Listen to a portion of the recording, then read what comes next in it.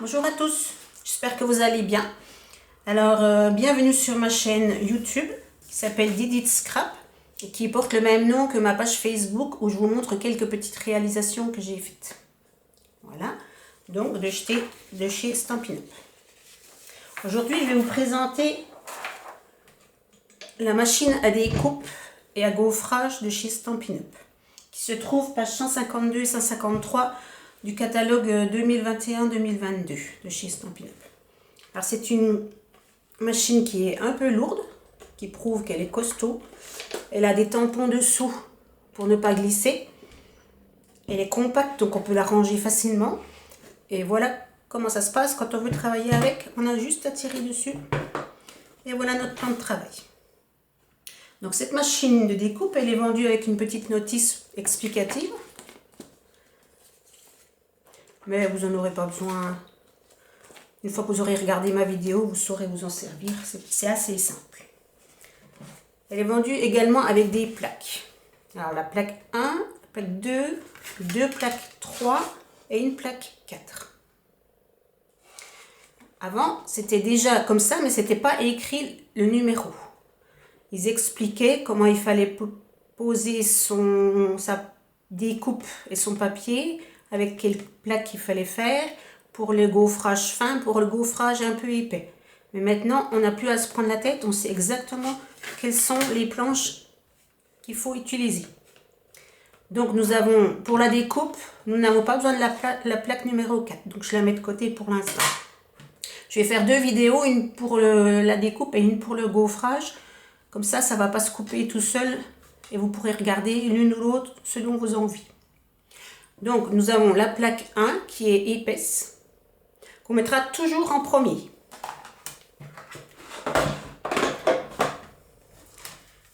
La plaque 2 qui est plus fine. Et deux plaques 3 qui sont logiquement transparentes. Alors, le jour où on les reçoit, elles sont magnifiques. On voit à travers. Enfin, c'est vraiment... On se dit, on ne va pas les abîmer, on ne va pas faire comme les copines, on va faire très attention. Eh ben non, vous n'y arriverez pas. Alors, ça fait mal au ventre la première fois. Mais après, maintenant, on n'en fait même plus de cas. Donc, elles peuvent être utilisées dans les deux sens.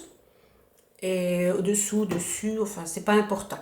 Il ne faut pas toujours faire pareil parce que je ne sais pas si vous voyez, c'est légèrement gondolé. Alors, si on fait toujours pareil, elles vont accentuer leur gondolage. Donc, on met une plaque numéro 3 sur la 2. Là, on va prendre un papier. Alors moi, j'ai fait des petits tampons que je vais découper. Donc chez Stampin' Up, de temps en temps, il y a des tampons qui vont avec les découpes. Alors on peut acheter les tampons sans les découpes. Et on peut acheter les découpes sans les tampons. Ce qui est moins intéressant, parce qu'il y a des fois les découpes, on ne sait pas à quoi ça correspond. Alors, moi, je les range comme ceci, mes découpes. Quand je les reçois, on les reçoit dans un emballage comme ceci. Je vous montrerai après. Et moi, je les mets tout de suite sur une plaque aimantée dans une pochette plastique pour voir exactement ce que j'ai. Ça ne me prend pas la tête. Et ce que je fais aussi, je fais les découpes sur du papier blanc que je recolle sur du papier noir et je sais tout de suite à quoi va correspondre ma découpe que je vais prendre. Donc comme là, j'ai fait ce tampon-là. Je vais prendre la découpe qui correspond. Voilà. Donc j'ai un classeur avec des découpes. Là, je vais tirer un petit... faire du bruit, voilà. Et là, je vais prendre la découpe qui correspond. Donc, on va mettre dans ce sens-là. Donc, il y a un côté tout lisse et un côté qui coupe, mais qui coupe que le papier. Pas la main de vos enfants, vous voyez, on risque rien du tout. Donc là, ça va couper le papier. Donc je la positionne comme ceci sur le tampon.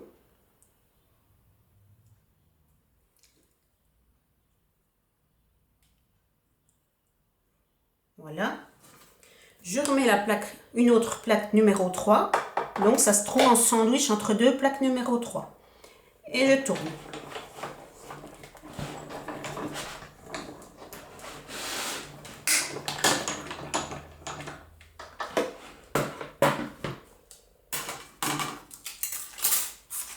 Et voilà ma découpe qui est faite. Comme il faut, on voit bien comme ça. Voilà. Et ça, on peut même le garder en tant que pochoir. J'ai fait aussi un petit tampon pour toi. Donc, je vais prendre un petit poinçon de découpe en forme d'étiquette que je vais mettre comme ça. Ça me fera une petite étiquette. Donc, on recommence. On met la plaque numéro 1. La plaque numéro 2. Une plaque numéro 3. Je mets ma feuille où il y a le tampon. Je mets mon tampon, mon poinçon de découpe où je veux sur le tampon. Voilà. Je mets ma plaque de dessus en essayant de ne pas faire bouger ce qu'il y a dessous. Voilà. Et on mouline. Alors c'est vraiment pas dur, hein. Alors quand on entend le petit craquement, c'est que ça a découpé. Si un jour ça vous arrive que ça soit très difficile, peut-être parce que vous auriez pris un papier trop épais, il ne faut pas insister non plus. Voilà, je vous montre. Si vous sentez de la résistance, il ne faut pas non plus insister, il y a peut-être un problème. Voilà. Et je voulais vous montrer aussi qu'on pouvait se servir des poinçons sans avoir de tampon. Alors, par exemple, si on veut faire un album photo, vous voyez, j'ai pris une photo quelconque, c'est un oiseau, et je voudrais embellir la photo. Alors, je vais prendre une découpe qui me plaît bien, qui est présentée comme ça. Quand on reçoit le catalogue, les découpes, c'est comme ça. Donc moi, je vais prendre la plus grande. Je vais mettre en valeur notre oiseau. Donc la photo est gondolée, donc ça va pas être simple. Donc j'ai pris une photo comme ça au hasard, juste pour vous montrer qu'on pouvait faire un album photo. Oh, j'arrive pas parce que la photo elle est gondolée. Je vais la gondoler un coup dans l'autre sens.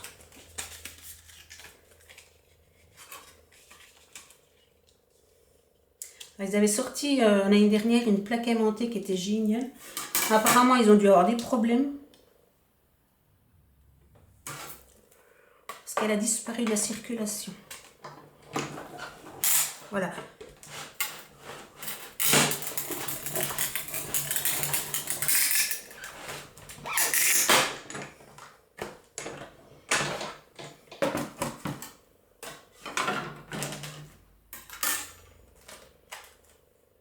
Alors, je vais vous montrer ça.